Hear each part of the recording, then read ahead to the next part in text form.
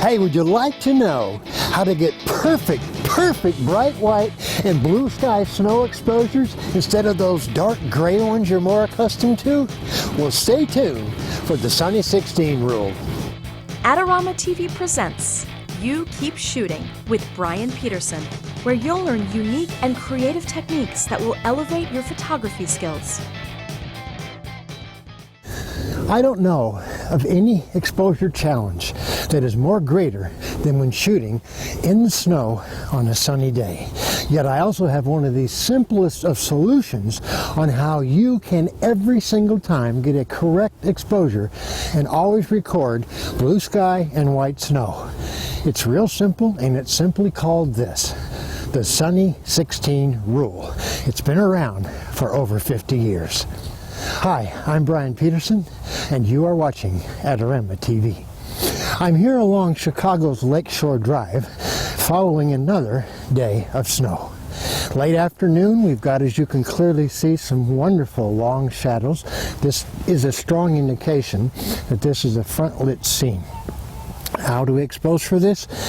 Surprisingly, it's a simple idea. In fact, we're not even going to look through the camera.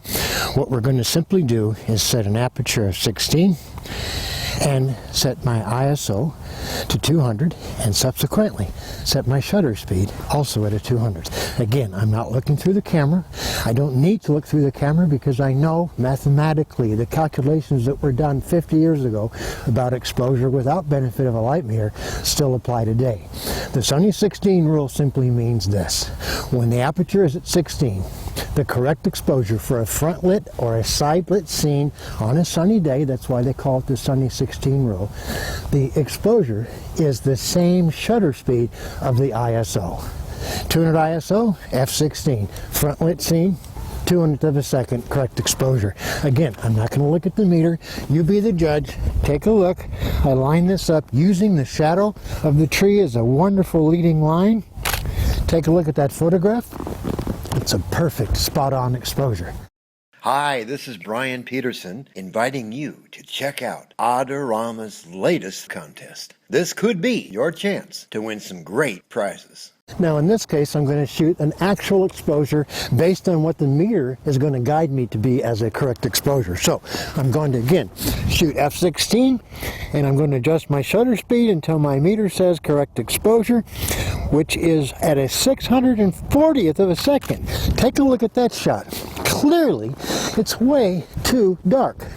Part of the problem is that your meter has been told at the manufacturers, hey, the world is 100% neutral gray.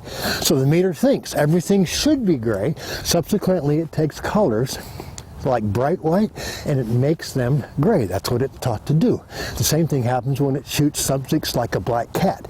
It turns that cat into a gray cat because, again, it doesn't know how to register and meter correctly for dark subjects and bright subjects.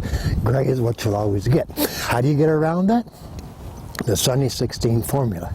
And I want to stress, the Sunny 16 is a starting point. Remember, f16 in this case at a 200th of a second is the correct exposure with 200 ISO. But if you don't need f16, maybe you only need 11, maybe you need 8, maybe you need 5, 6. Remember, that is one of 6 possible correct exposures. f16 at a 200th is the same exposure as f11 at a 400th, f8 at an 800th, and 5, 6 at a 1600th, and so on. So, it's a great tool to embrace. Impress your friends. The next time you're out shooting with them on a sunny day and they're shooting a front lit scene, ask them, I bet I know what your exposure is. Just tell me what the aperture is, and from that, you can deduce what their shutter speed would be based on their ISO. It's a cool little trick. Something else you needed to know. Hey, until next time, this is Bryan Peterson saying, you keep shooting.